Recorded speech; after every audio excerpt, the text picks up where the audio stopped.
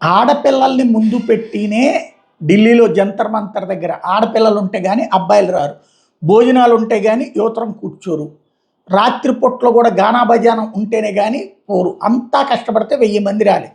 దీనికోసం ఈవెన్ జర్నలిస్టులు కూడా ఆడపిల్లలతో ప్రత్యేకంగా చాట్ చేసి మరి పిలిపించాడు అభిజిత్ దుప్కే.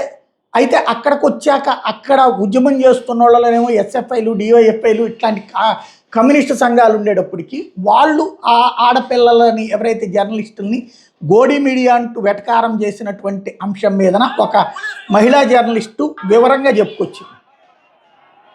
ఇది అభిజిత్ దుప్కే చేసిన చాటు.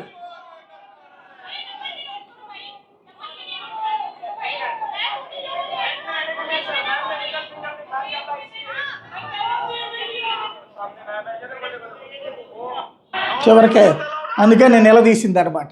తను మిడిల్ ఫింగర్ చూపించింది.